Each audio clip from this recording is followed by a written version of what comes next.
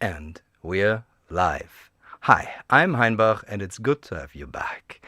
This is a record release party, the listening parties that I love to do on this channel. And you can enjoy this live with me, or maybe you're watching the recording of this. I promise this one will be very, very special, because we are not only going to listen to this lovely record, We Collide, We Shatter, We Grow, which is out now on Mystery Circles, a record I made together with Simon Spiess and a third player, the Tank in Colorado. And the Tank is going to come in the later part of this video. And we're going to listen through this record with all its strange reverberations again through the Tank in a kind of, quicker Elvin Lustier moment. I just heard like 30 seconds of how it sounds in the Tank, and it felt like, oof, the record is coming home.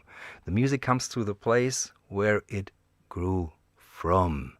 Because this is something that I was able to do while I was sitting right here in my studio. And then I could send the sounds that I was playing on all these instruments here and Simon's saxophone to the Tank. And they would send me these wonderful reflections back. And this is a very special release party. So I'm really excited, and I've just come back from Dublin, where I was hanging with Audio Thing, working on new plugins, and I discovered that there's a Guinness with 0 alcohol, which I'm going to start the day with, just so I keep my wits about me. So before we start playing the record, I'm going to do a little ASMR of this Guinness opening. And I wish you all cheers and have a good show. Oh, that's interesting. It tastes like coffee. Like Guinness has a coffee flavor, but this really tastes much more like coffee. Like a cold coffee, which is not a bad thing. I'll have to get used to it. So, but right, I'm sorry for like stretching the moment when I put this record on the player. There's another guest I need to invite first, and that is Simon Spiess, who recorded here with me, and I'm going to invite him now to the session before we start to listen. Add to stage. Hi, Simon. Hi, Heinbach. How It's you good to see doing? you. I'm good. How are you? Lovely, lovely. Yeah, nice that you could make it, even though you're in Switzerland right now. Yeah. It would be better if I would be next to you in your beautiful studio. Yes, we could share like this Guinness. alcohol-free Guinness or something like that. That would Nah. be amazing. Yeah, lovely. So that's one thing. We're gonna talk about how you ended up on this record in a bit, but I think we'll just start with the music. And on the first few songs, I think there's songs on this that's I think it's fine to talk over, but then there are Mhm. songs where it's probably best if we just shut up and let everybody listen, because sonically this is really an experience. There's a lot of, how you say, empty space on this Yeah, record, even though it's not empty, I it's agree. filled with these reflections, right? Yeah, I totally agree. Okay. So this is still shrink wrapped, and the record was made on Mystery Circles. I think David is in the chat, and you can ask him questions also there. And we're definitely gonna do a Q&A in the end and in between. This is very good packaging. Good. So the album is available in 2 colors, pink and black. And we're gonna listen to the black first, and then we're gonna listen to the pink from the Tank. Nice. So here's the record. So I'm just holding it up into the camera so you can see. It turned out really well. It took a long time because we were not satisfied with the first cut that came back from the plant, and we said, no, it can't be a mediocre release with something that like this. There's too many mediocre vinyls out there, so it has to sound really good, and the plant delivered on the second try. So I'm True. really happy how this sounds. It's especially like there's one track with the with test equipment that's so Mhm. I'm gonna start.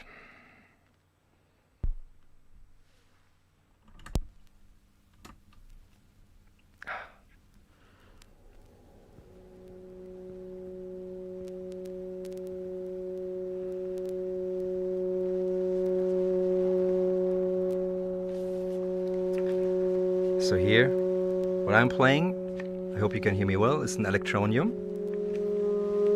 And in just a few seconds, Simon is joining on the saxophone. What kind of saxophone was it again, Simon? It was a tenor Tenor saxophone. saxophone. Yeah.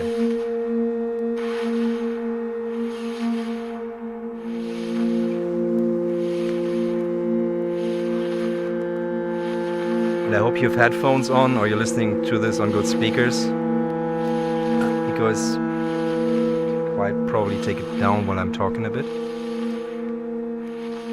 Because the very minimal stuff that we are playing was surrounded by the atmosphere of the tank, and that's something, in my headphones it sounds really, really deep from the vinyl. And the space enabled us to play very minimally around each other.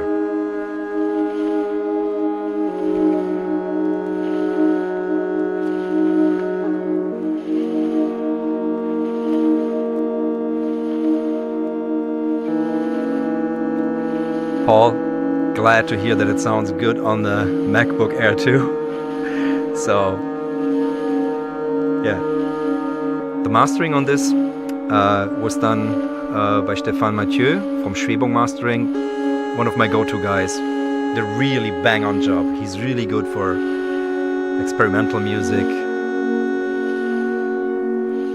Every record that he mastered turned out really well.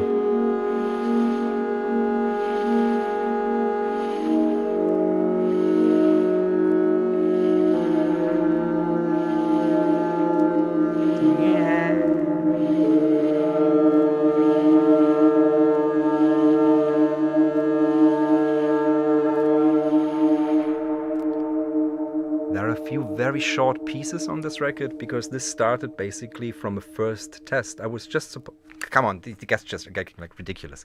I keep my hands to myself. Sorry, you have these gestures. I don't know how to deactivate them actually. So no, they're very short pieces on here also, but also very long ones, because this all started out as me just testing what the tank sounds like, and it sounded so good that I decided this has to be record. I'm gonna pump this up for a second and shut up.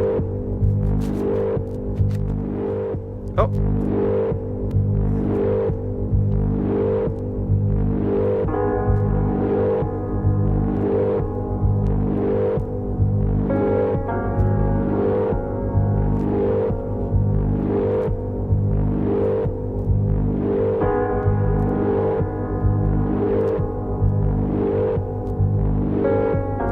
All the sounds you're hearing were affected by the tank. Sub goes brrr. Yeah, what excites your subwoofer here is the Dolphin filters below here. A bank of 4 filters that were meant to track dolphins, or probably like Red Army divers. All these things have multiple applications. But the only real reference I could find where they were used was like tracking dolphins and their feedback into themselves and create this. I just played piano over that and sent that also to the tank.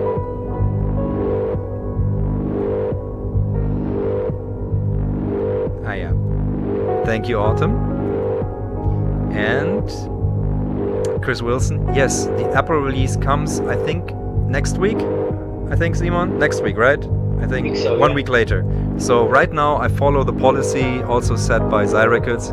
Give Bandcamp the first week where you can listen to the album exclusively, because it's still the best platform before it goes to where everybody can hear it across all the streaming platforms.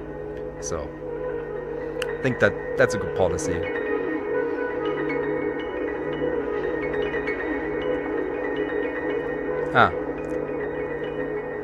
So the tiny click sound on the left, I realized, is actually the mixer I'm using. It's a very old Alice 828 mixer. Here Simon comes in, and at the very high level, it's just slightly overdriving. I'm sorry for that. So that is not on the record. I'm just if I can set the fader differently. But it was the best sounding preamp that I had. And my DJ mixer is gone. I don't know. I can't find my Allen and Heath. My Zone is gone. I don't know where. Must have landed off somewhere.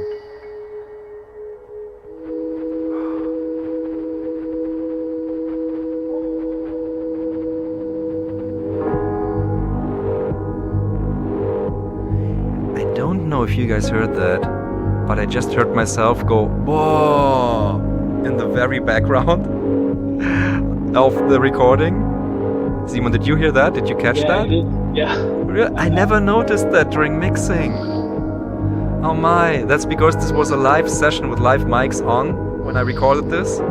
So there's all these little like real life artifacts. Oh, I love what you play here, man. This was very cool. Thanks so much.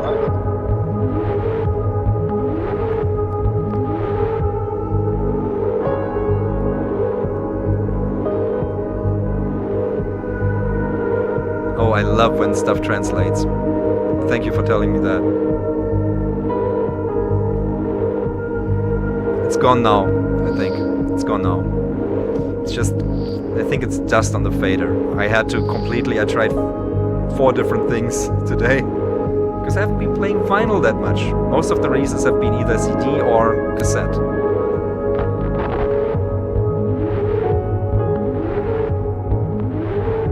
I love this one so much. I like this part.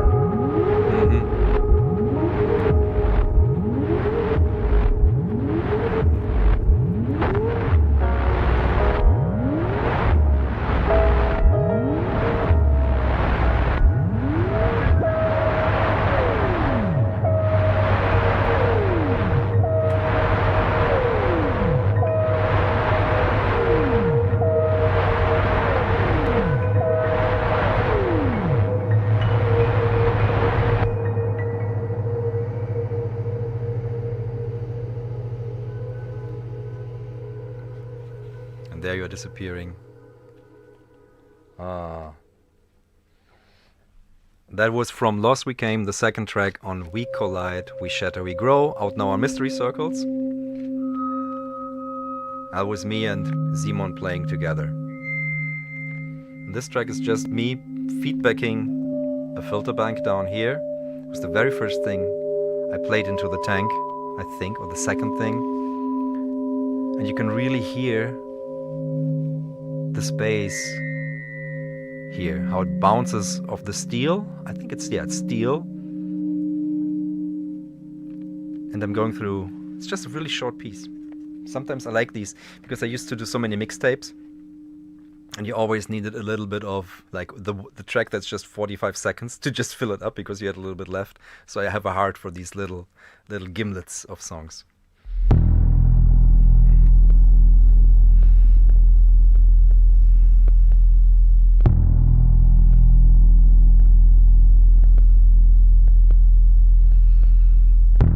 You can find a video on them. They're HP filters, and I think the video is called "A Filter So Good I Kept It a Secret."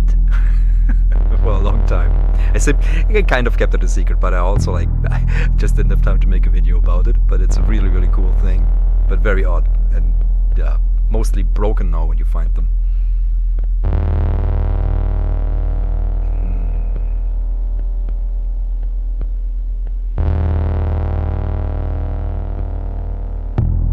Yeah, so that's the wall of test equipment, and the massive boom you're hearing here is the Rohde Schwarz UBM abstimmbare Anzeigeverstärker. Massive unit, together with lock-in amplifiers. I could listen to this all day.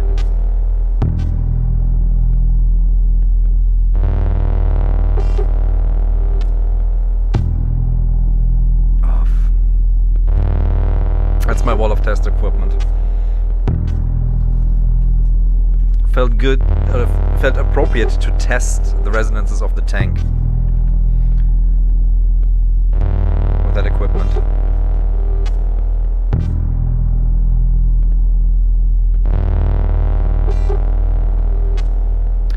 Ring system music, so the kick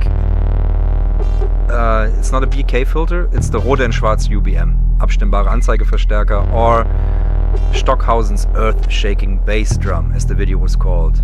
So this is very nice, rather. And this is one of those tracks that lives from the empty space. And that was a cool experience, when you have this kind of reverb and a few good sounds. Don't need much, right? How was your experience playing into the tank, Simon? Similar or different? I remember it very clearly when I played like the first notes. It was super special. You know, I'm used to play like in big rooms like churches and stuff like that, but playing the tank was completely different. Also with the delay a bit, yeah. I need to figure out how to play and interact with you. So it was super special. Like I was on drugs without using drugs. So it was like, wow. Yeah. It is a psychedelic experience.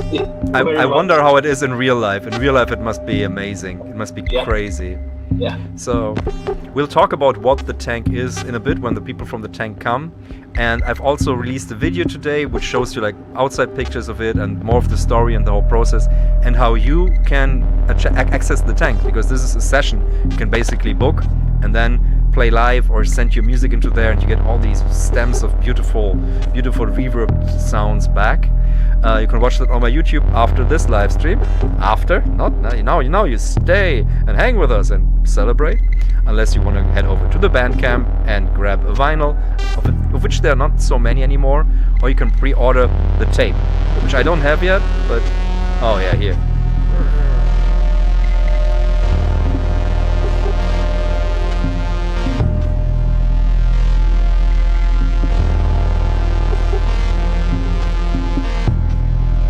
I should make an album. I mean, I've got Impulsgenerator and I've got Schwebungssumme, so abstimmbare Anzeigeverstärker.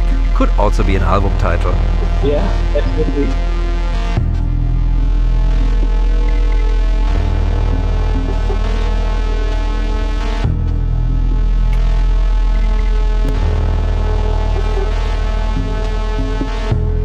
Hello Heinbach, I'm in the process of publishing a DIY synth of mine out for the public. Would you be open for testing maybe? Depends entirely on the synth and the time frame and everything. Just hit me up via the contact form on my website heinbachmusik.com.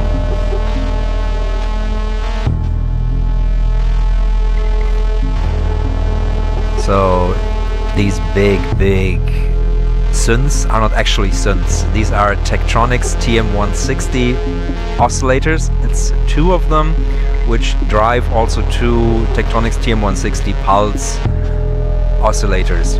And the funny thing is, you're able to play them musically because they go in intervals. So they're switchable in intervals, and they create these kind of archaic sounds.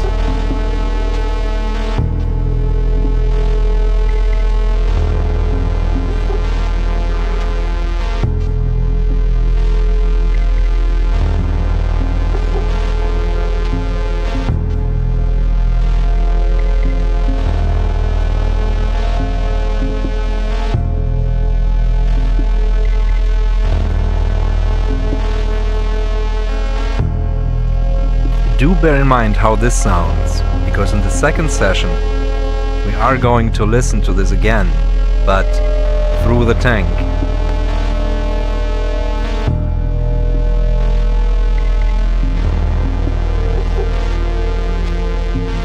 Thank you, Aaron. It really, there's so much on there. I don't know, the hardest thing for me was when I mixed this record was to choose the microphones that I wanted to use, because I couldn't use all of them simply because you would have gone to phase hell. So I had to pick the one that really fit, and then match the dry. Are my speakers on? Oh, for some reason it feels like my speakers on when I listen to this track. Oof. So Great job on the mastering, especially from Schwebung Mastering, and on the vinyl cut. Yeah. Thanks, Mystery Circles, for making this insisting that this has to be the best version. This is very good, because the first cut didn't sound as good as this. This is powerful.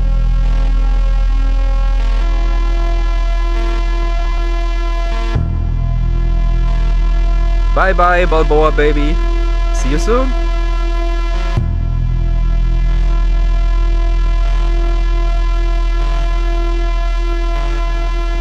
Exactly, Aaron. That's what we're gonna do in the second part of this stream, so stay around for that.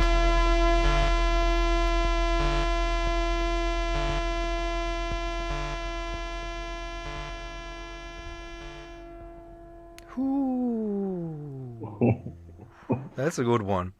Like, I love how like the saxophone meshed with these with the Tektronix stuff. It was crazy. Like how it all blended into like one thing, and just, I mean, it was probably how that must have been kind of difficult to find like the parts in between, right? In this one.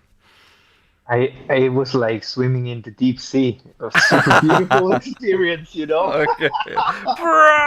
Just jumping in it. Wonderful.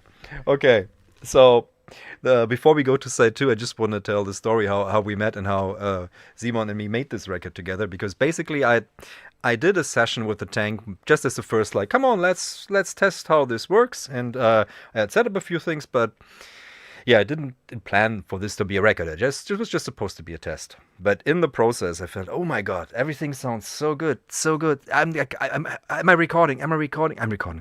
Okay, so I jumped through all the stations, like with the Tank team here on a phone on Zoom, so we could talk, and it was amazing. Like, I listened back to the sounds that they gave me. I was like, oh, this is amazing. But I thought, there's something missing. This is a record, but there is a voice missing.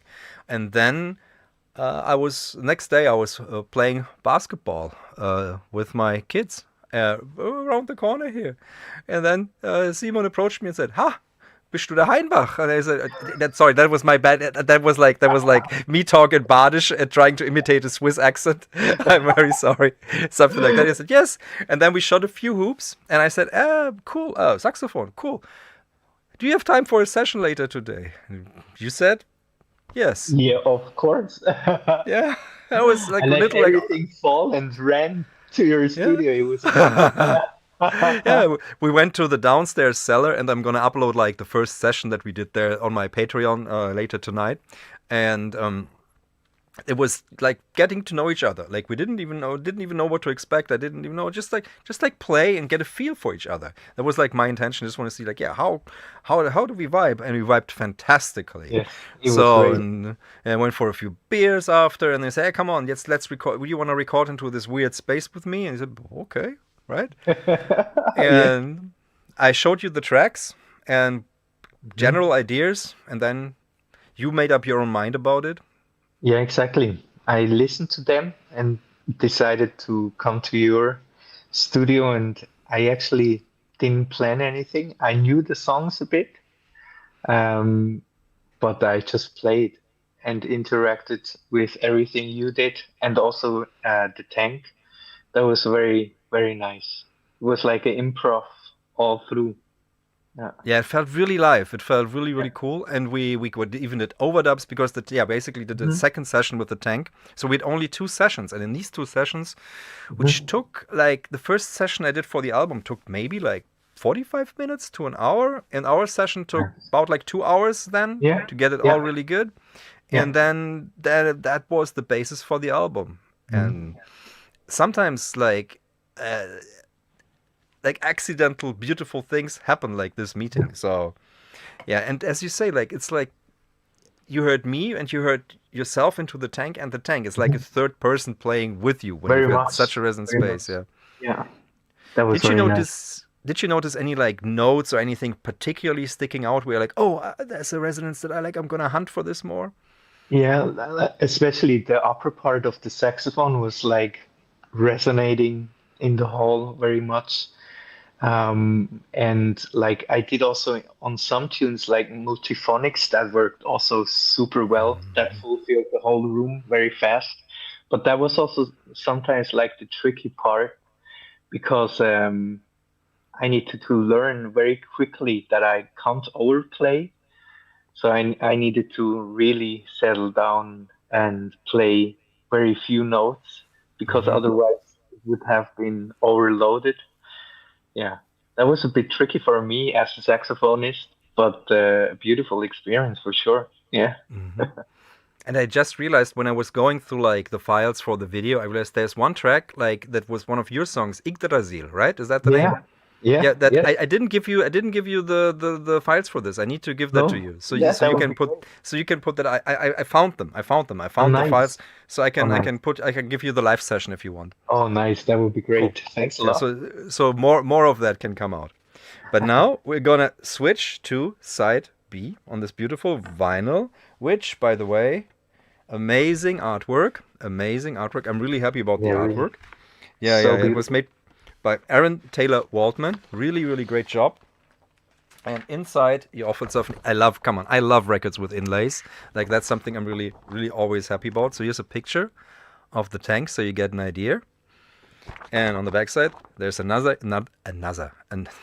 German, another, another image, and you can get a little list of like who worked on this record, who recorded it at the tank, who mixed it, who mastered it, and then the instruments played here for I would love that. That's even like on Stevie Wonder records, like Songs in the Key Yeah. of Life. You can see the instruments. I'm like, this is the info. I'm so happy when I get that info. That's something that's missing so much with like today's streaming thing. That's true. So. And then you've got a little text I wrote about it that you can, yeah, see here. So, record with inlay, really lovely. And 2 editions, one in pink and one in black. And I don't know how many copies there are on Bandcamp left. Grab one if you want. And if you can't get the vinyl, get the digital, of course, which is available in all, like, lossless formats even. And then there is the black edition also. And of course, there is a tape coming. So I was really, really happy that we also made the tape because I love tapes. And it's again another transformation of this record. I'm really curious how that sounds. Me too, actually. Yeah, every medium transforms something. So, but before we transform this medium in through the tank, we're gonna give the second side a spin. So we start off with side B. And we're listening to a track.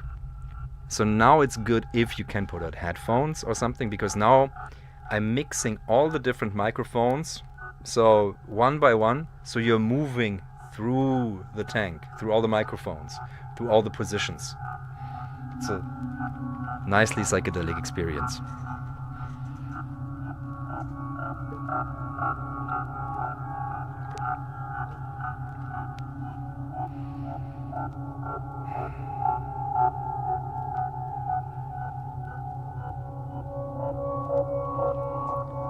The instrument here again is just a feedback filter bank with a hologram electronics color console in the feedback path to add like pitch shifting effects. It's very minimal. For some reason I feel the sounds are behind me. Amazing.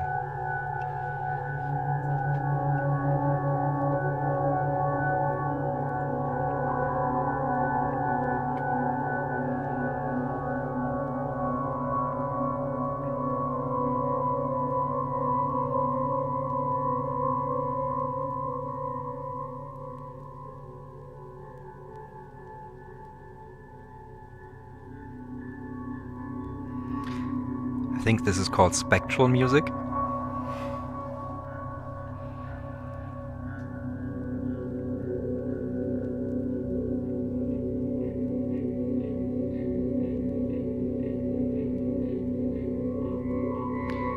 And I'm amazed by the low surface noise on this record, and I'm using not the very best player. It's a very simple Akai from the 70s I got for 20 Deutsche Mark at a flea market ages ago.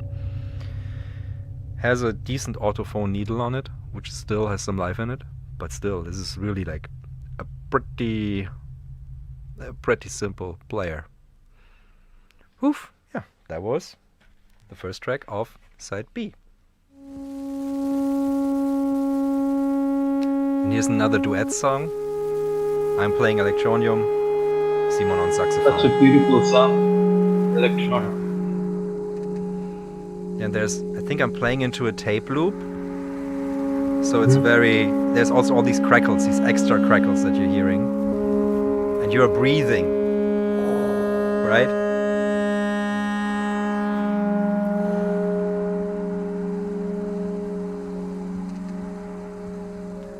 Yeah, that click-clack, that's the tape loop.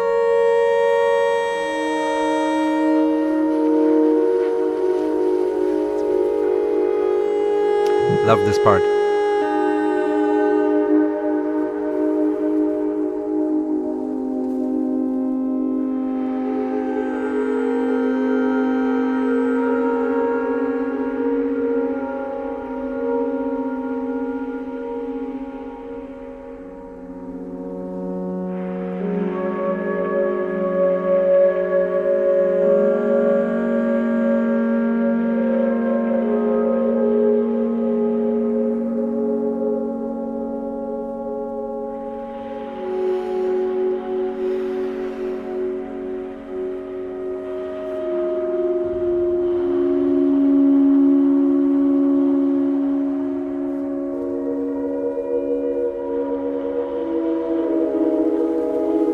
These notes that you play there.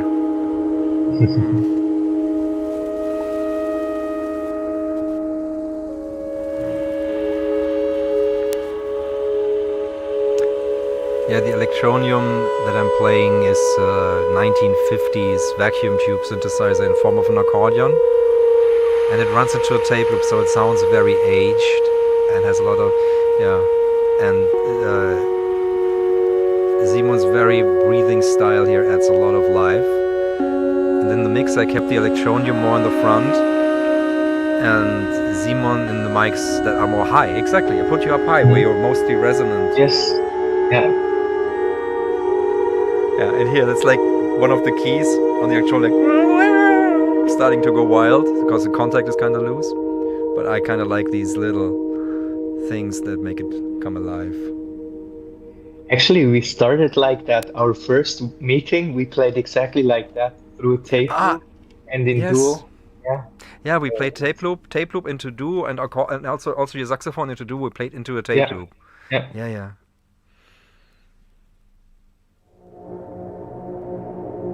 That was the very first thing I recorded into the tank, and it was the thing where I was like, oh, okay, I don't know what's really happening. The hardest for me to like figure out something because it was a very noisy signal. It was panopticon, which is, I can just show you the disc now, which is like an optical sample player. So it uses like these kind of discs that are transparent, and on here are the waveforms drawn that you're playing. So I was using this instrument to play these sounds. It's very noisy, so it was hard to hear what was going on.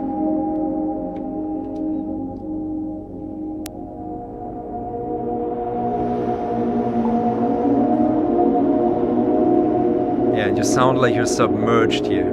Very much. Yeah.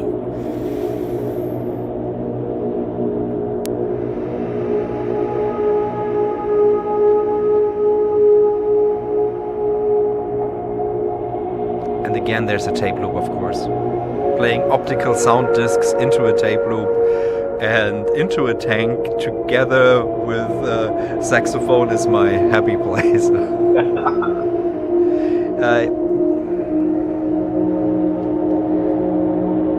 Optigon, yeah, it's a panopticon. It's a new version of the Optigan, yeah, new version of that, which like 50 were made. Beautiful instrument, but very, very lo-fi and noisy. Part of the charm. But and I really like it now, but that was a bit tough to mix because it was so full range like in the noise.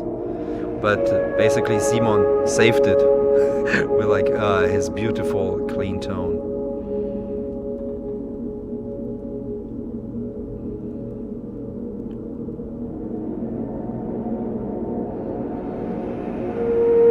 Yeah, it's really a process, Justin. This is a lot of process here. Really, like, this is a very direct human process. Probably need to clean the vinyl here. There's some clicks that you're hearing. Those are static, probably.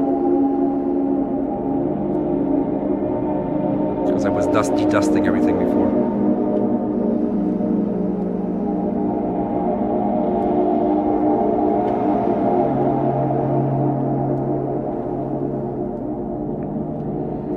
That's good to hear, because in mixing there comes a point when you're trying to, like, first you want to like create some sort of clarity and order, and if you have signals that are full of like texture and noise, that instinct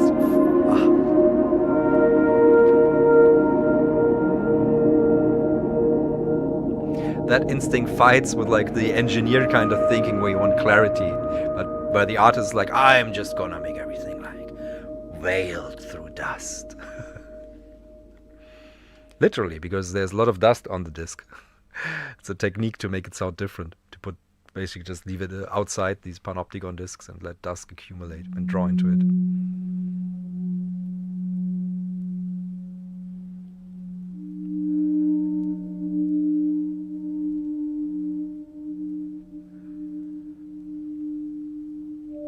That's another little feedback-based piece, again just filter bank.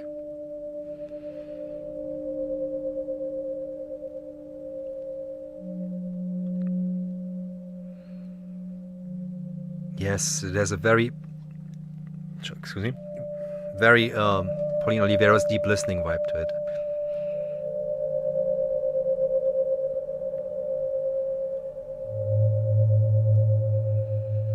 Hey Matthew, that must be a lovely experience. We're gonna tune on to you in a few moments.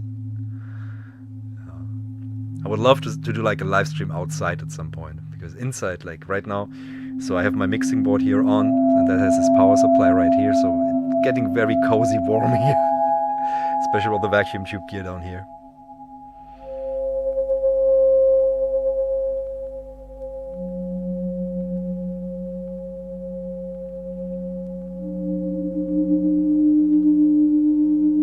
I don't think I've ever played less on a record. It's really...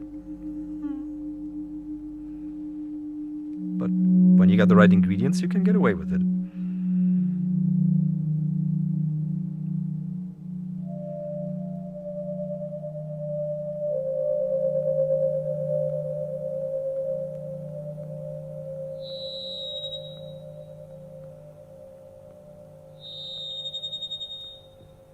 Feedback.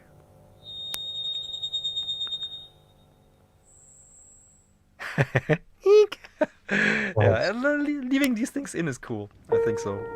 Final piece of side B. And here you can hear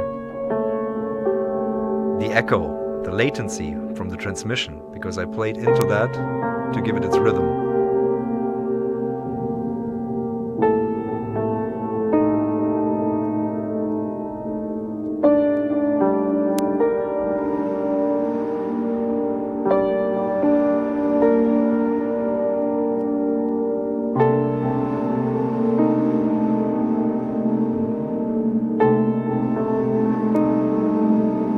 Echo was so cool to play into. It's just like, oh, here's your song. Just that's your timing, that's your rhythm.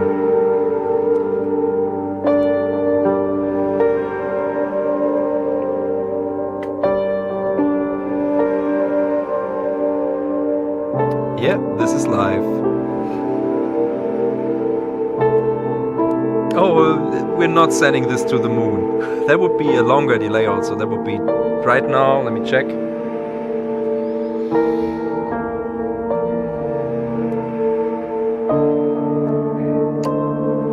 Use my Moon Echo app, which I made with Audio Thing, to check, and the moon is now, according to the ping NASA function, call NASA, it's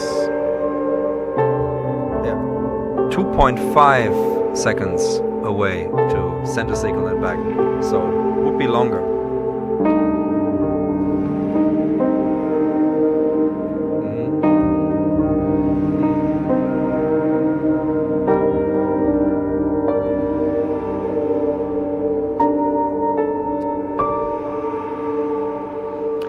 if there's oh my, how would you even do this? I would need to send signals to a radio telescope, bounce sounds of the moon, bounce them back to me, send them to the tank, and then send those sounds even back to create an endless feedback loop. It's all gonna sound like it's gonna be cool. All right, that was the album. It's a nice and short and a very colorful record, and it's out now on Mystery Circles. But this is not the end of the stream, because we've got guests that I want to invite in now, and this is the crew from the tank. There's also the people that recorded the session, and here's Michael and Samantha. Okay. Welcome. Hello. Hello. Okay. You're on. Are we unmuted? Hello. Okay. Can you hear us? We can hear you well. You are unmuted. Excellent. How are you? How are you doing? Great. That was beautiful. We listened to that whole thing with you, and it was really incredible what you've made with the tank stems that we gave you. Thank you. It was lovely. Like it's just like you're spoiled for choice when you get all these sounds back. Yeah. Oh yeah. And I was thanks for like doing this session with me. It felt like when I was there, it felt like, oh, this is very, very long. But I think it was just like 45 minutes or something, or like an hour or so. We didn't record long, right?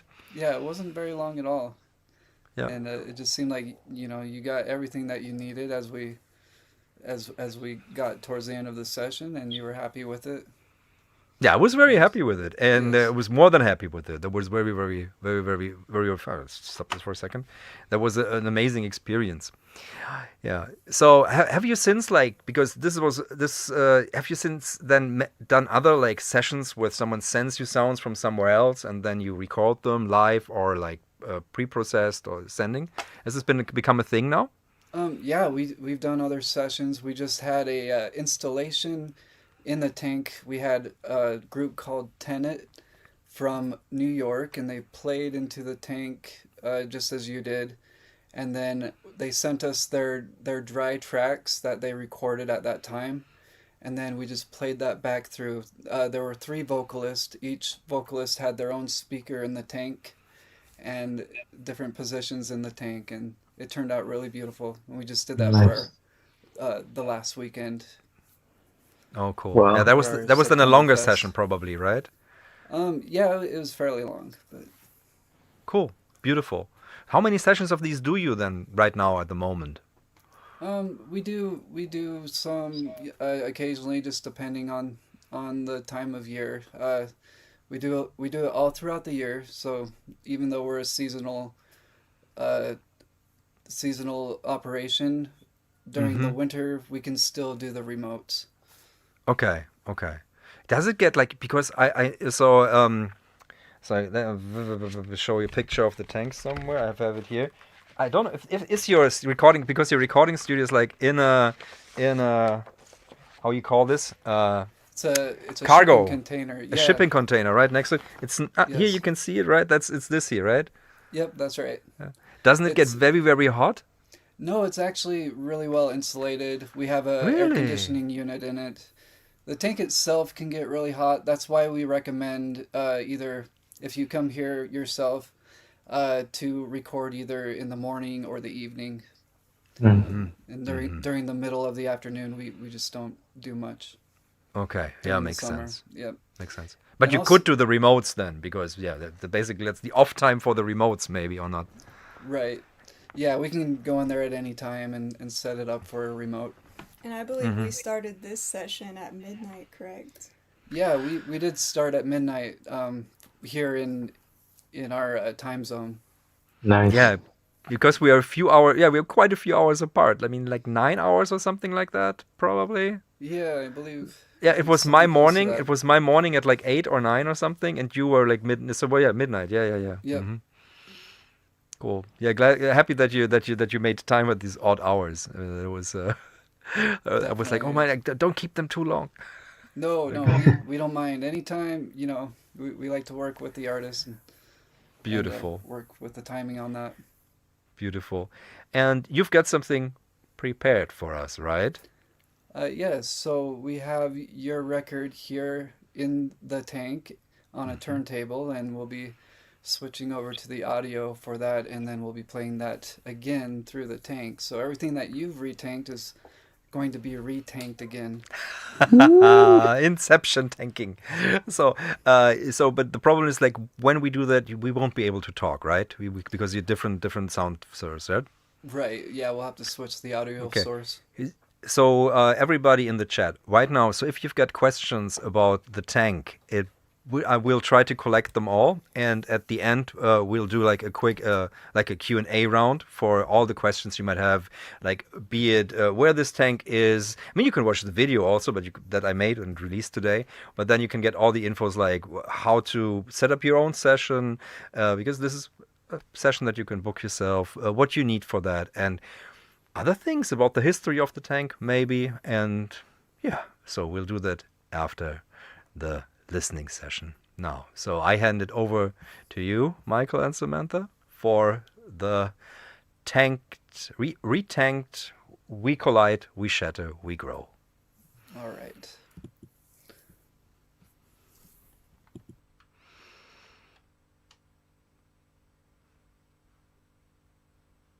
Okay, they're switching the audio now.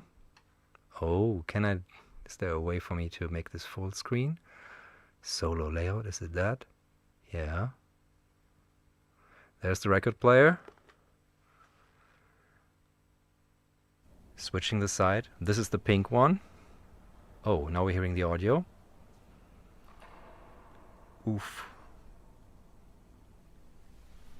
Already these little sounds are fantastic.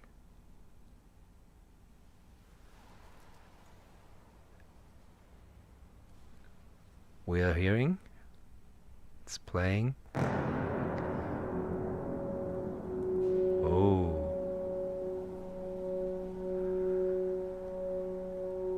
Ooh.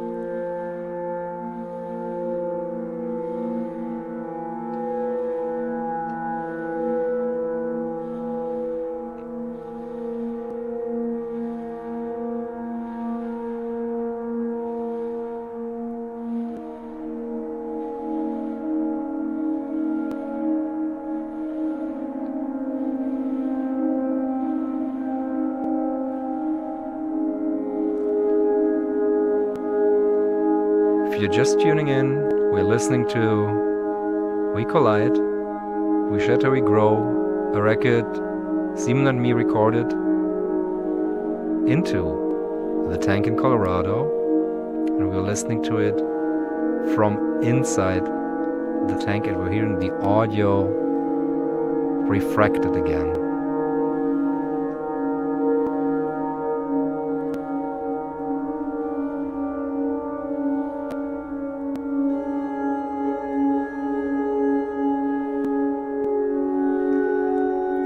Kind of unreal for me how it sounds, having mixed the other record, the original. It's like the music is coming home. What do you think, Simon? For me, it's exactly the same. Super beautiful. Wow.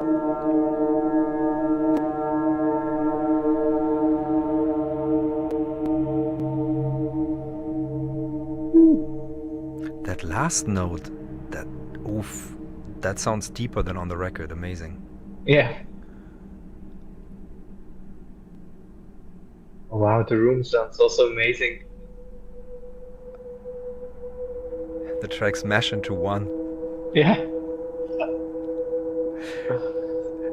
Guys, I'm just very, very like I haven't heard this. So this is all new and a surprise to me. Oof.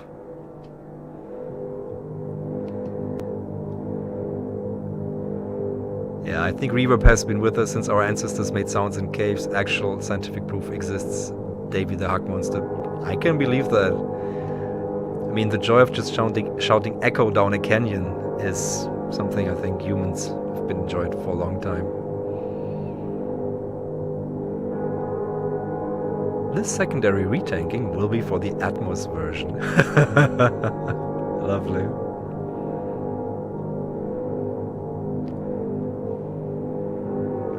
Meta, you could do a I'm sitting in a room with this space. You could do an amazing I'm sitting in a room with this space. I mean, in the end, how you would get all the formants and all the sweet spots of the tank. It will be a very, very cool I'm sitting in a room performance.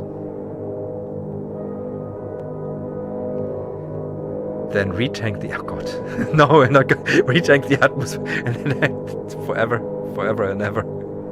Until it's just like one wash of epic steel resonance.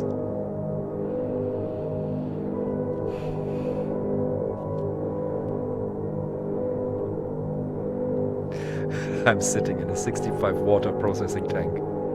Fun fact, as far as I know from the history of this tank was never used in Rangeley as a water tank because the underlying structure could not support it. And in fact, the underlying structure, like the gravel, created a parabolic floor. It bent the tank. So that's also a source of these beautiful reflections.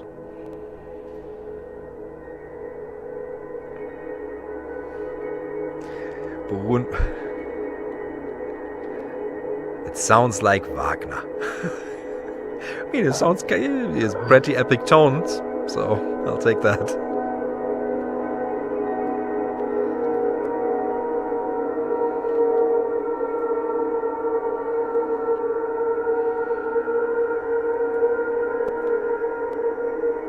It's funny, like the twinkles from the piano and your saxophone just become like even more one. It's like they're convoluted, folded into each other. Yeah.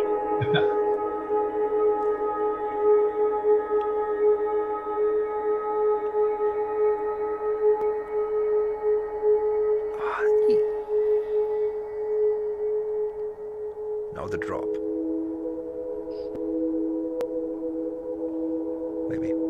Maybe it comes. There.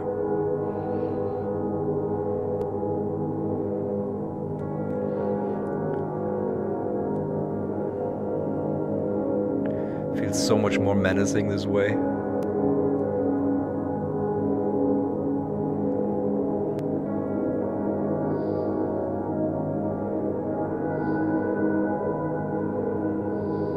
I mean, this is probably a version that I would also just put onto sleep too, because it's so distant, where you really want these distant sounds.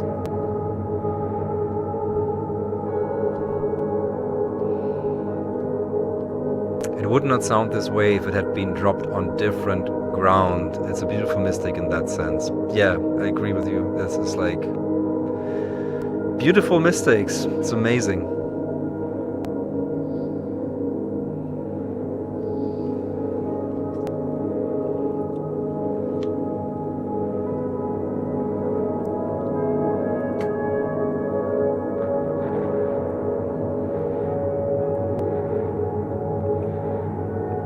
Even like dust in the sliders and knobs becomes epic.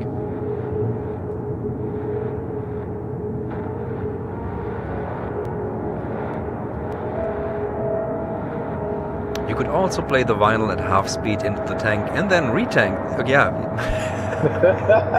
Justin, you gotta get to the tank. Get to the tank. You need to do something there. It would be lovely, man. Absolutely. I mean, like this big resonator thing that you're seeing here behind me is part of a little ensemble of speakers that I have here now where I do things like that. Like I record something into them, record them or that onto tape at half speed, and then I play those sounds into resonators in the piano. It's a lot you can do. Sounds completely different then.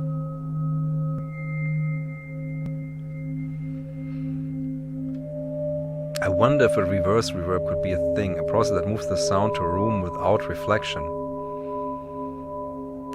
I mean, yeah, you in post you can probably, yeah, you can flip that. In post you can flip it, so that would work in as a post process.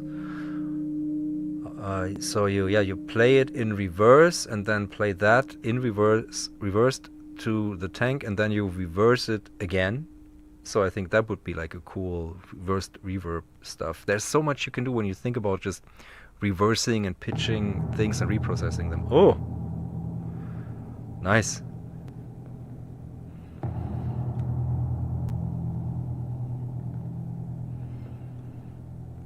Jacob and the Ghost. I live near the tank. And have you been to a show there? I mean, there's live shows, right? I need to ask that in a bit, because I think there's also live shows. Yeah, there probably are.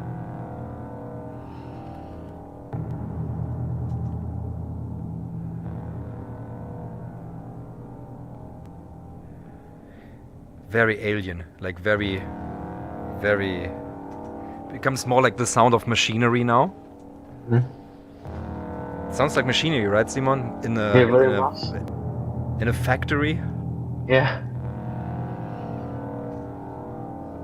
Like where you're kind of like, do we want to go into this factory? I'm not so sure. What are they making there? Oh, this is a factory of the evil. Oof. Look out, the drones, they're coming. Oof. Wow. Black Mesa, yes. Yes.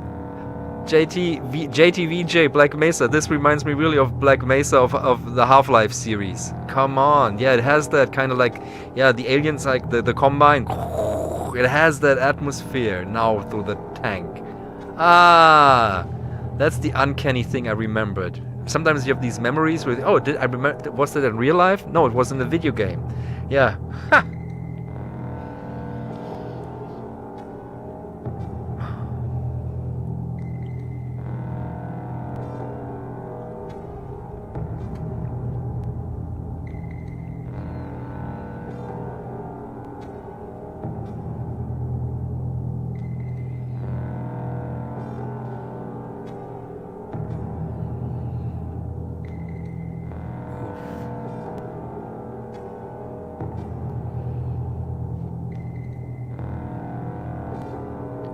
Oh, this is a huge Faraday cage. I wonder what the electromagnetic spectrum is like in there. That's a good question to pose to them later on.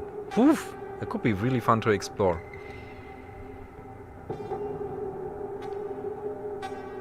Yeah. I need to Simon, you gotta help me remember all these questions. Oh. So we need... Yeah, please do. Come on. I'll just task you with that now. What's the setup for the mics here? Faraday cage. These are two things we need to remember.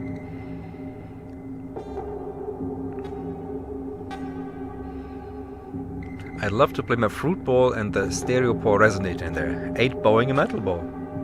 Yeah, do it. Get in touch with them. That's all. It's possible to access it and play in there. And yeah, maybe we can ask like about like how it works. Also, that's the third question. How to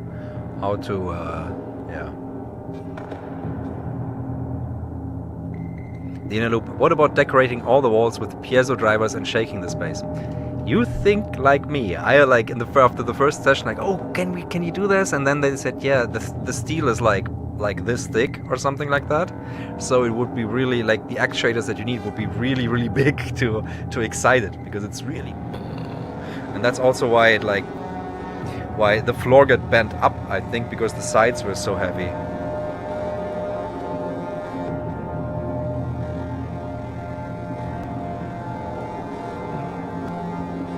Now it's not in Europe, it's in the States, but you can send it like there's a freeware with that Sonobus, and with that you can send whatever you're playing into the tank and book an online session basically, and it sounds really amazing.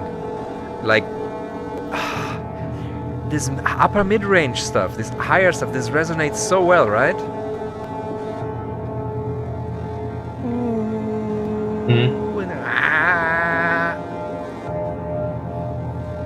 It's like a harmonizer in that regard. Almost.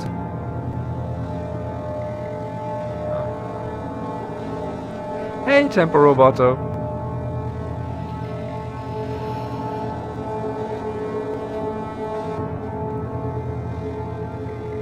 Tank Sounds, hi. Oh, the official Tank Sounds channel is also in the chat. Hello. We are with you in the tank right now.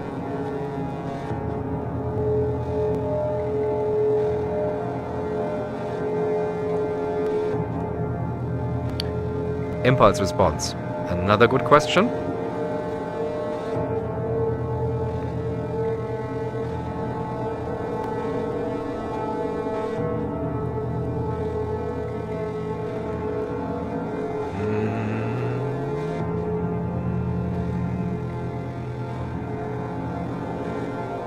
Everyone behave, official is in chat.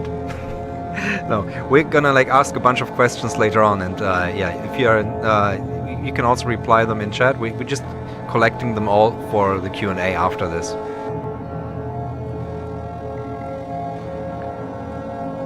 Exactly, that's the plan, Matthew. So all the questions that you're posting now, Simon is avidly collecting, so we can get back to them.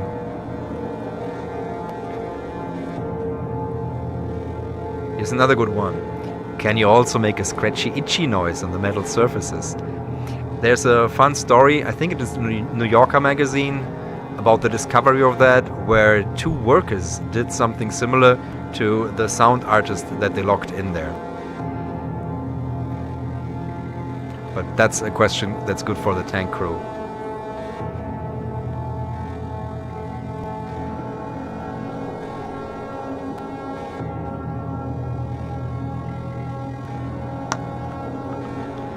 I hear sometimes dropouts. Those are from probably the video stream. When I did a stream to the tank, there was no dropouts. Like, never any dropouts. It was perfectly clear, which was amazing.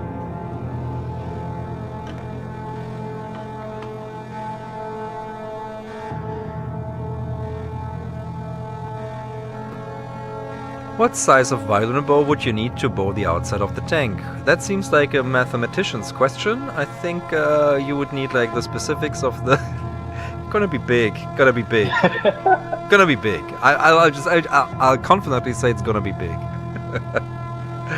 But if you... I don't think there's official size stats on and weight stats on the tank sound side. If you had those, you could probably like do a calculation.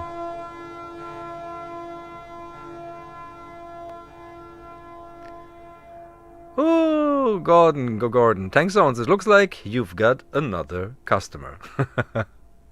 It's really cool. I can really recommend it. How does electromagnetic force affect things? I'm not sure how to answer that question. Maybe you can specify exactly what you mean with that for the later Q&A.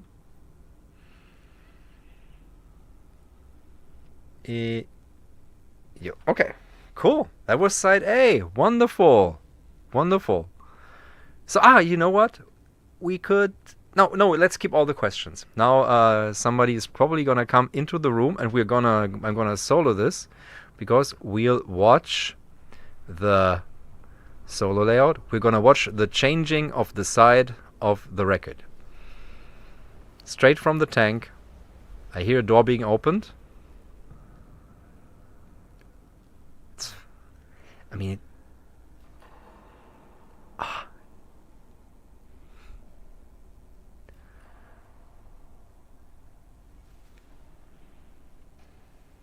the start button on the Technics has never sounded this good. Yeah, I also thought so.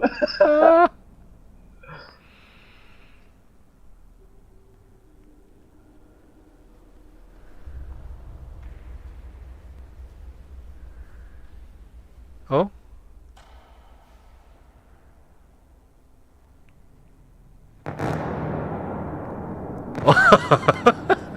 Just do that. Thunderstorm. I want to hear more of that. Vinyl noises.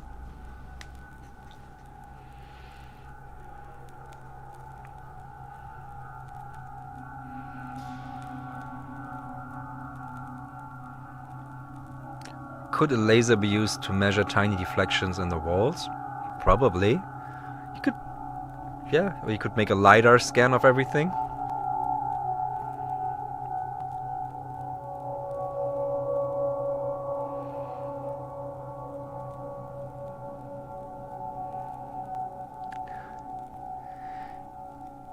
Just one wiki on the on the 1200. I think we have to do that.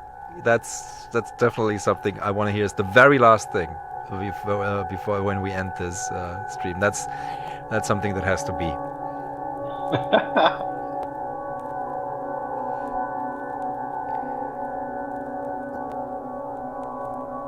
It is really epic scratching in there.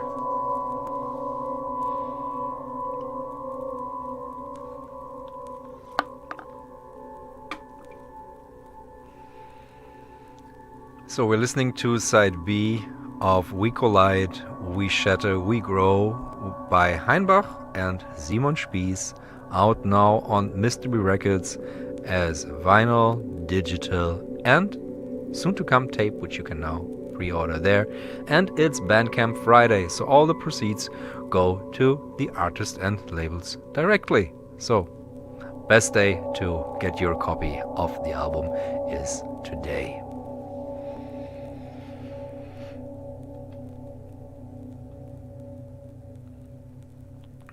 Exit solo layout. I just heard myself as an echo. Crazy.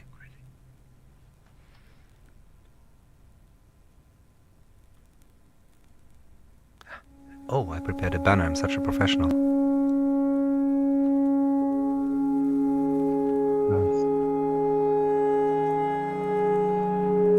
Yeah, these tracks work especially well. The very minimal when we are duetting. These work really well with the retanking. Yeah.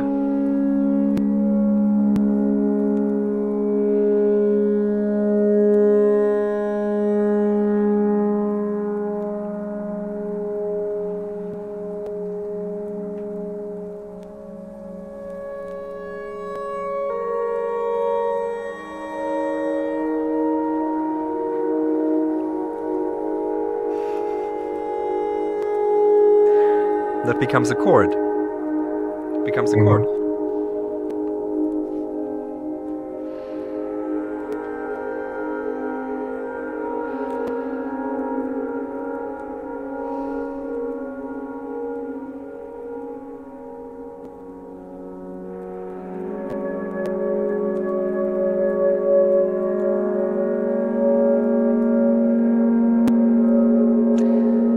Yeah.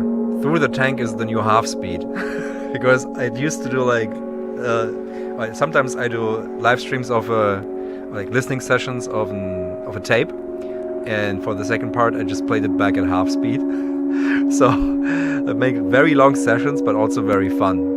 So haven't done that in a while now. I don't do the half speed stuff so much because oftentimes I find with much of the music that I do it doesn't have so much of an effect because it has the calming effect that tape has. I've integrated that mostly into my music. So I make music that is already composed at half speed. So there's not such the, wow, this is now suddenly so much calmer effect anymore. It's more of a tonal change.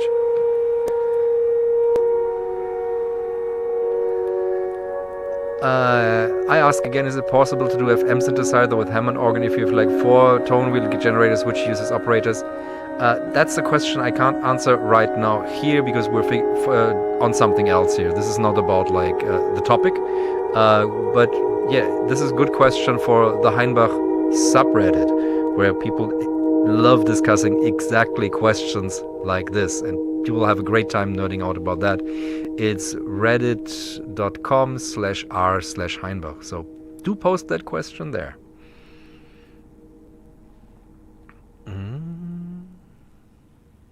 Cool. Oh my. Oh, shame we almost That's amazing. It's like I kind of don't want this to end, but yeah, it has to at some point.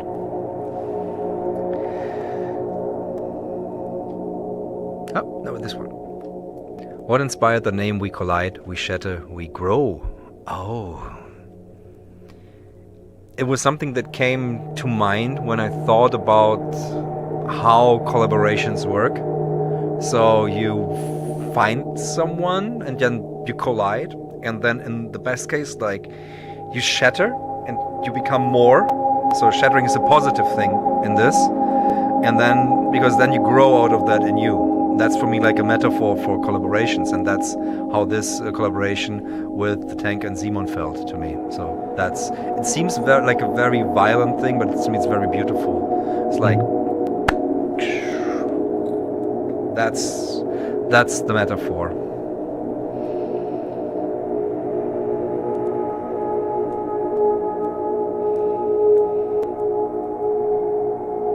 Prismatic, yeah, prismatic is kind of a thing. Prismatic, you're right. Fits very well. Yeah, that's a good another like analogy for it.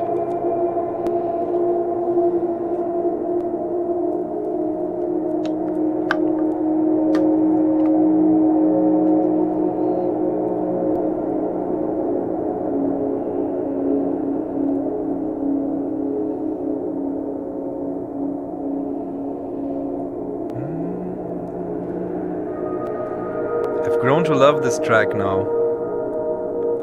Me too. I really do. In the beginning, because while I was playing, I felt I was playing the wrong thing into the tank, and you always attach like the experience that you have first. Mm-hmm. You know, when you do something, it's like, how was this created? And it felt like, oh, I'm not making use of the tank as I should. Mm-hmm. But now it's grown on me.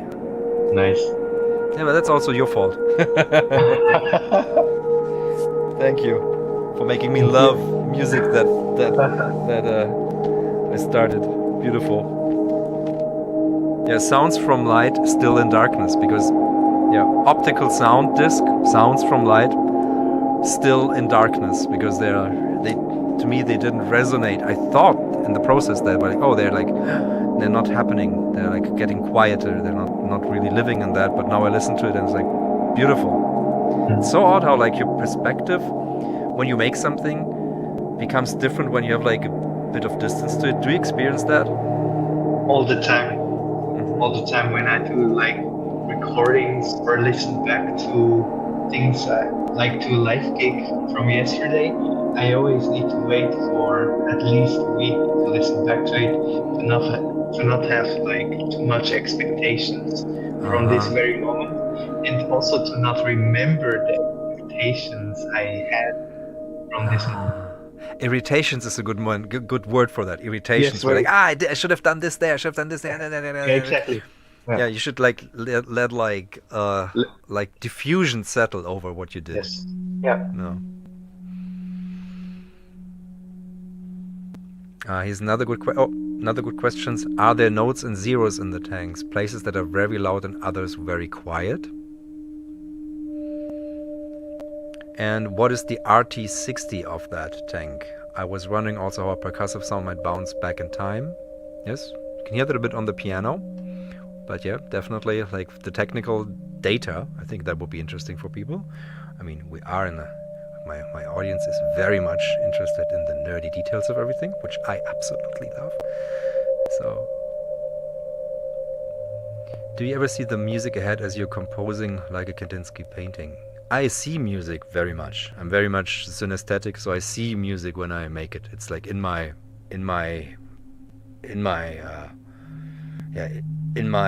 mind. It's like here, sitting. That's the music that I'm making. It's here. It has colors. It has spaces, everything, and I feel it especially in my fingers. So yeah, I do. Do you? I do. Simon? Yeah, I do, and I feel it in the body very much. Yeah. Okay. Which part of the body do you feel the music? I just thought about it. I think in the chest and stomach, but I also have like I always close my eyes while playing. Yeah. And have images and colors and stuff in me. Cool. Yeah, share the thing we share. Beautiful. Yeah. But it's fun that like for everyone it's like where they experience the music can be different. So very much, yeah.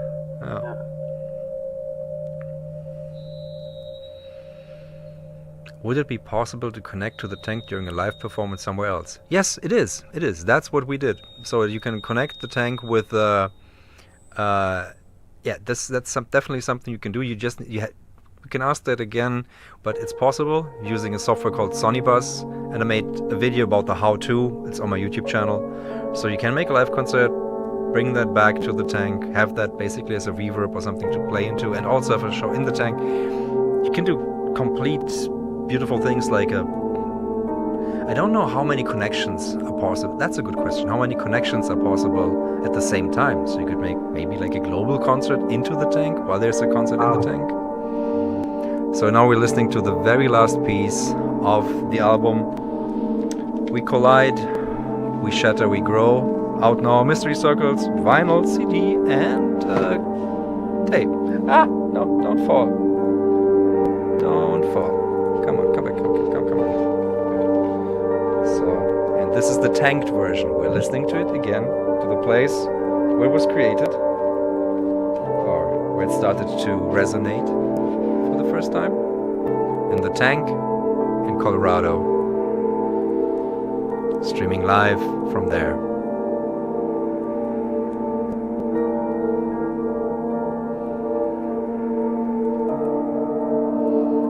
This is something I can just answer now. Yeah, you get basically like a reduced version that you're listening to, but then you get like stems, a lot of them afterwards. Check out the video on the channel, so that's what happens. And you've got in your spot for choice which microphone pairs you want to use. We're going to talk about the microphone pairs in a bit, because I didn't go into detail in the video about that. So maybe there's more. Things might have changed in the meantime. Thank you, Rosie Lee. That's my 100-year-old Bechstein Model 10 here. It's a grandfather of a piano, but it sounds just very beautiful.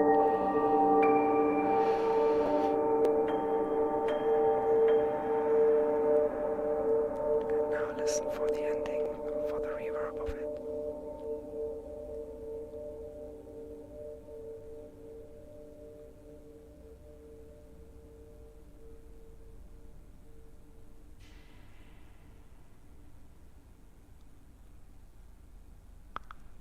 And that was the album Retanked. Thanks so much to Colorado for doing this with us.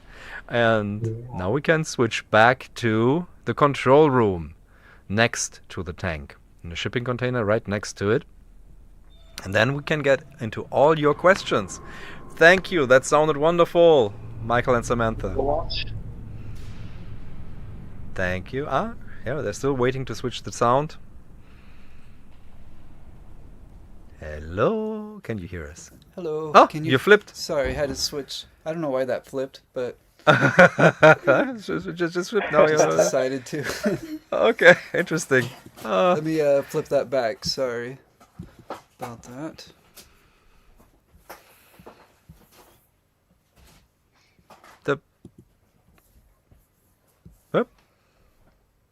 All right, did that fix it? No, but No, it's but- fine. It's not sure fine. why You're- that's happening. it's like a. Okay. Here we have. Hello. This is Matthew Simonson. Hello, Hey. Board Matthew. member. Yeah, I was just on the chat, and I was the one pressing start, Nice. lowering the needle on the record.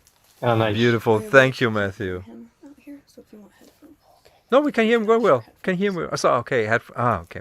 Sorry, Okay, because you only have one pair of limited to headphones. One pair of headphones, yeah. Okay. Just at So the we've moment. collected a bunch of questions for you guys. So, Simon, you've got them collected, right? I think so, yeah. Okay. So these are So the first one I did a photo of was, can you also make a scratchy, itchy noise of the metal surface? So can you also make a scratchy, itchy noise of the metal surface? And yes, we are able to do that in there. You can scratch on some of the metal in there. There's a ladder that runs to the top. You can use. There's also some bars in it that are used kind of like in a submarine where you can shoot yourself out of the portal feet first. There's a little nice. portal on the side. We've also we've had percussionist William Wynant here for a performance. We've had a lot of percussionists, but in particular, he had himself and many volunteers hitting the sides of the tank to use the tank as an instrument. A lot of people that come here physically get a lot of inspiration from the building itself and use that in their compositions. Yeah, we had Nice a again. poet named Randy Eckert here. He's famous as well. And when Willie Winnett was here, he also did a poetry performance and was like rubbing and grinding things against the wall while like speaking this really deep poetry. And so Oh, it was wow. quite an effect. Wow. And have you figured out, is there like a room node, or like a note, a bass note for the tank? So generally, the note that the tank kind of sits at, I'm not exactly sure what it is, to be honest. It changes throughout the day and throughout the year because of the temperature and the moisture in the air. Oh, nice. There are spots in the tank. I saw this question earlier.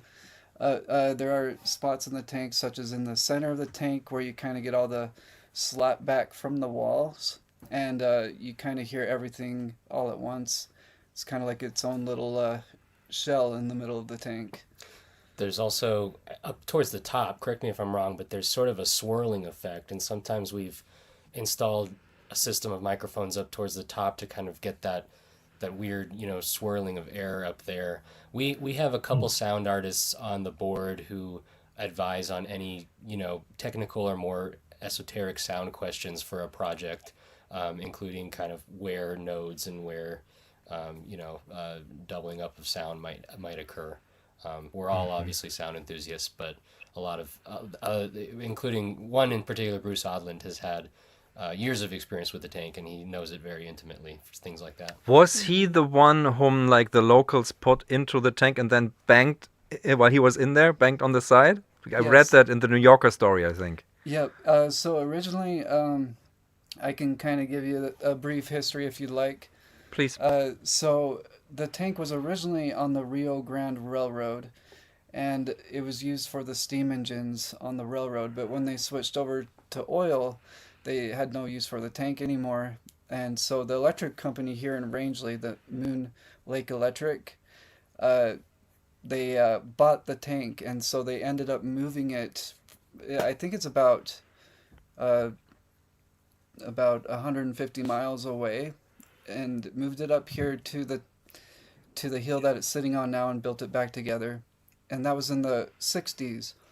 And then Bruce Odlin in the 70s was on the Chautauqua tour in Colorado, and Rangeley was his last stop, and he was out in the oil field, and there were some workers out there, and they saw him with his sound equipment and asked him what he was doing, and he told them, and so they're like, we got something to show you, and they brought him to the tank and threw him into the portal, which was the only way in from the floor level at that time. And it was just, you could barely even fit, you couldn't fit certain guitars through it. And so they started banging on the tank with 2x4s and rocks, and it was exactly what he was looking for. So since Wow. then, him and other musicians such as Michael Stanwood and Jeremiah Moore, who is also on the board, they kept coming back to the tank and recording, and then in 2014, I believe, actually, they had a Kickstarter to save the tank because they were going to scrap the entire tank because they were afraid of liabilities and insurance. And so they ended up raising enough money to save the tank and make it a nonprofit organization.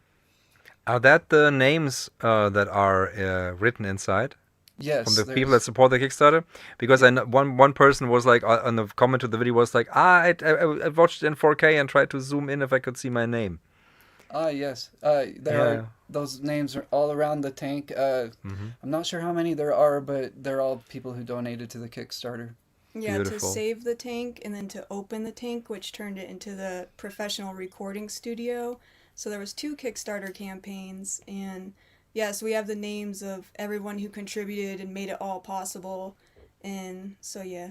And if you're an enthusiast of this kind of music and you walk around the tank, you'll see some names that kind of, I think Pauline Oliveros is on there and Laurie Anderson, Yes. and names will pop out and you're like, oh, wow, I didn't realize, they were aware of the tank and are friends of the tank. So it's a kind of a trip walking around the tank and seeing those names. Yeah, someone Wow. mentioned Alvin Lucier sitting in a room.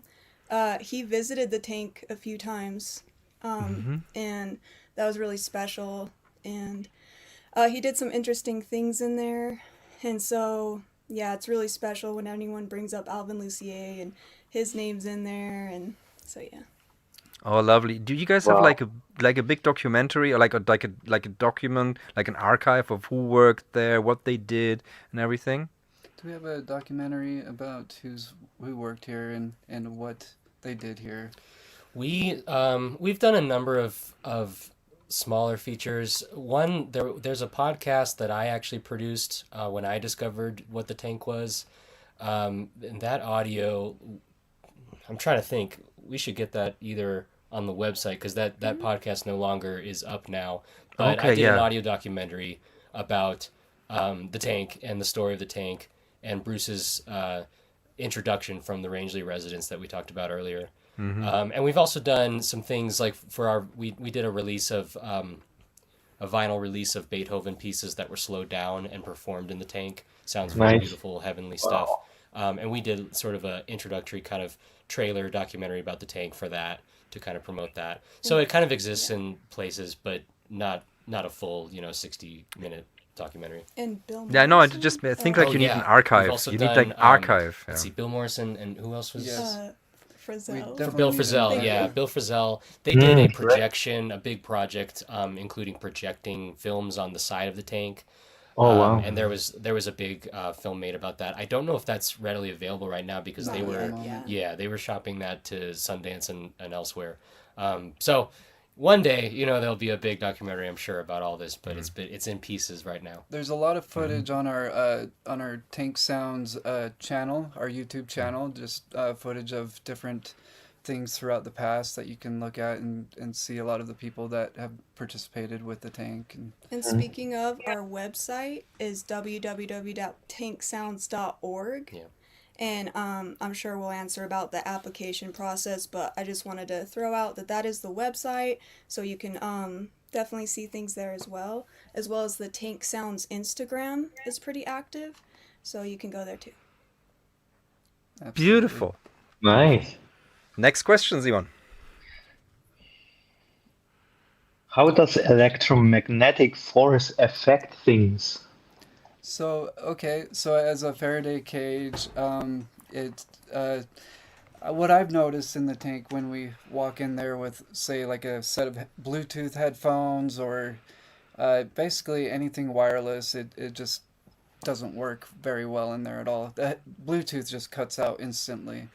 I noticed we had somebody try to fly a drone in the tank, and they lost connection about 5 feet in the air, and it just kept flying up to the top and crashed back down. It sounded cool though when it crashed. Yeah. Oh, okay. Anything sounds cool there. When like press the stop button on the or start button on the 1210, Oh, yeah. sounded amazing. Yeah, that sounded incredible. It's starting the record and flipping it. Yeah, a lot of sounds are surprisingly cool. You never kind of know what's gonna. Everything makes sound and everything sounds cool, but there's all sorts of surprises when you're physically here. Beautiful. Yes. Simon? Yeah, there is one more. Are there notes or zeros in the tank, places that are very loud and others very quiet? So are there nodes and zeros in the tank that are very loud and very quiet?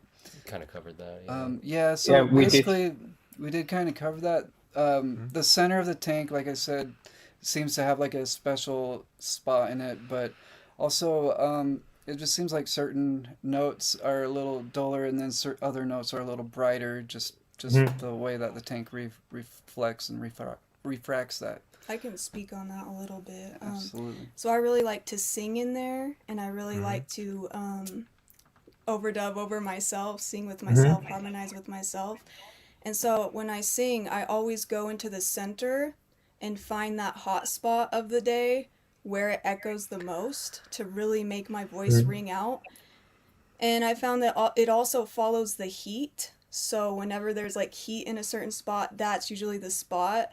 And then if I don't want it to reverberate so much, I can go closer to the walls and then it won't reverberate as bright. So that's one thing I've noticed. Can I ask you something? Like when you recorded the saxophone part, where were the speakers in the room at this time? Do you remember that?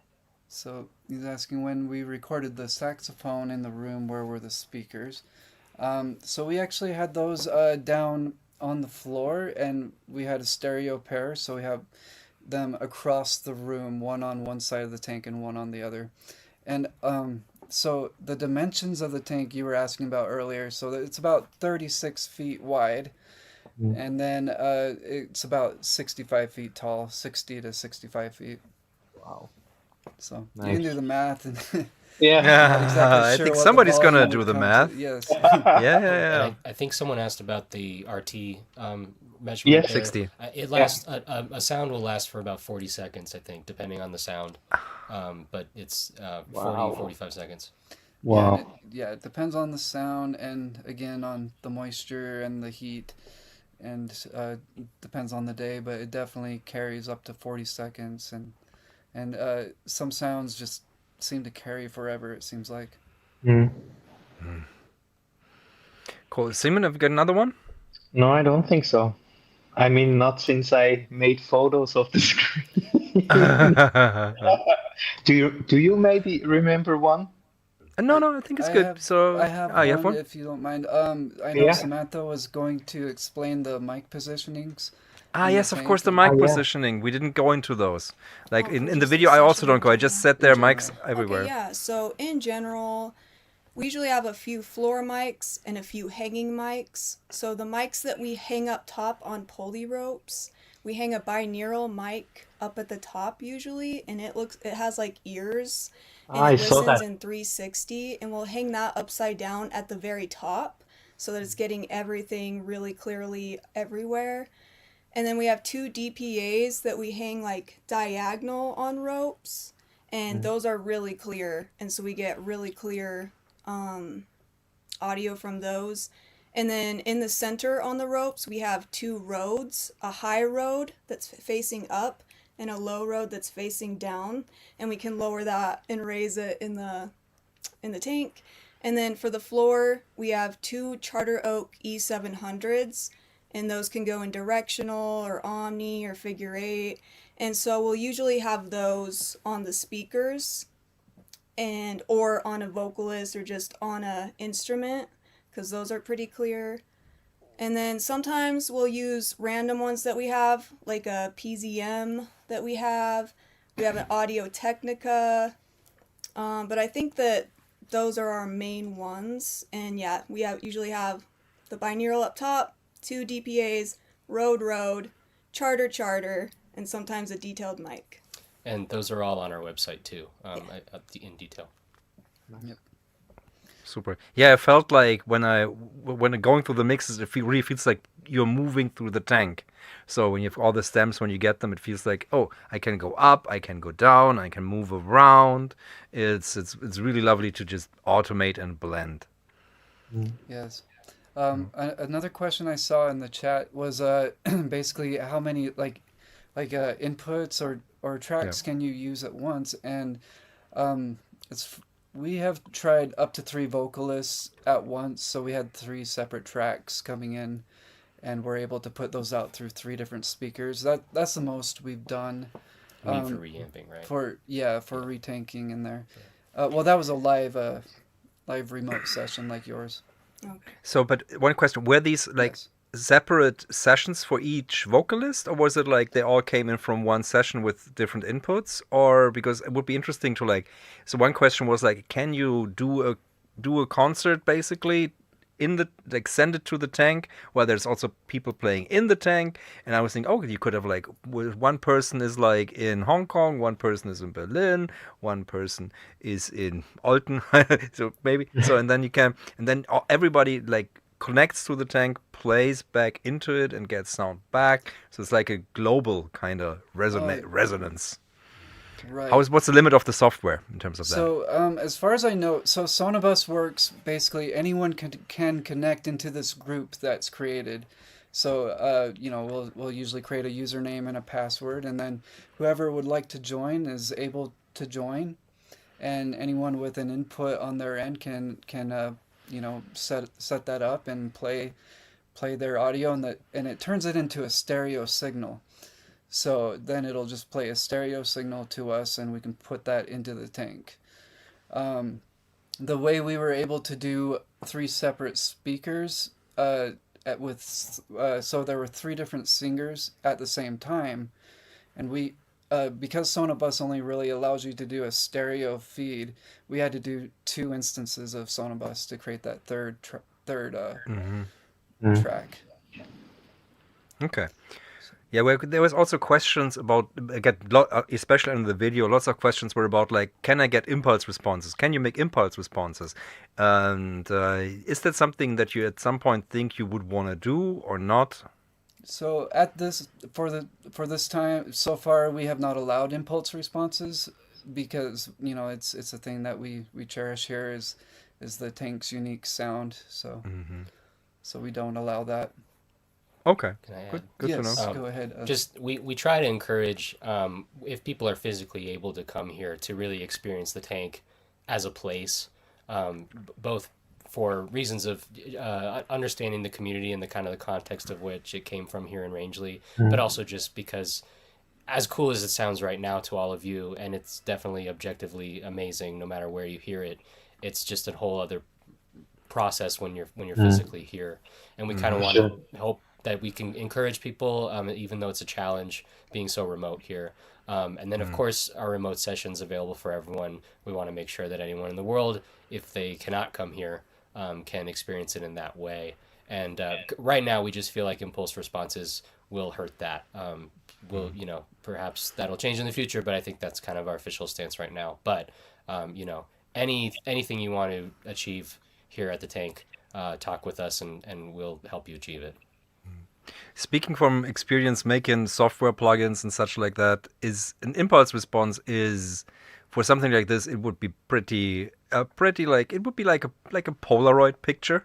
That would be the resolution basic that you're getting. It wouldn't be that kind of dynamic resonance and the interactivity with everything that it has. And to do it really properly, you would need to at least take the impulse response could just be like a starting point to like get at least a bit closer to how the tank sounds. Like in terms of the how to make this, you would need many. You would need so many, especially with all the microphone pairs and the spaces. And where do you take it? Will you take it there?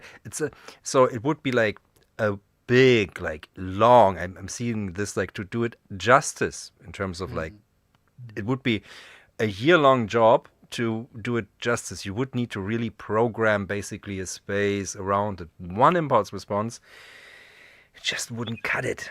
It just wouldn't do it justice. So that's my from a technical plugin making kind of point. You would need to create an environment and really spend time to figure out a way. And I would personally like die working on this because when I think about the phase issues, just like, okay, so I've got this convolution at this point. Now suddenly it's like it would very difficult to get at least kinda accurate. So yeah, that's just my 2 cents about it. It's impulse response wouldn't get you. It would just give you like, yep, it's a nice Polaroid, a nice snapshot, and you could use that maybe as something where you're like, okay, so if you want to like play here, this is kind of like the thing you can expect, but beware, it's going to be completely different when you play it. But just so you can time like your music, if you want to come with very fast music, you have to really. So it's like yeah, that would be like how I could see like an impulse response being like useful, but yeah. Right. That makes sense. Yeah, you're 100% right. It wouldn't do it any justice. So, I mean, I'm not exactly sure how that would work, but it would be interesting to see, how it could be useful in that sense. But Yeah, exactly. It's a preview. That would be a thing, but yeah, and it's. I mean, sometimes that's like on the positive side. I'm not just the positive side. Sometimes you learn of spaces only because you saw the impulse response. I did right. one of this place called, which is also impossible to impulse response, but I didn't do it. Like I made a video on the Pool of the Black Star, which is in Winnipeg, and it's the Freemasons building, and they basically built an acoustic lens in the center of the building. So when you're inside, it's the Pool of the Black Star. There's a black star, and it's around. When you're inside in the space, you can hear all the sounds from the whole building. They're all like focused down there. And when you're standing there, you can hear your voice like huge. Your voice is huge.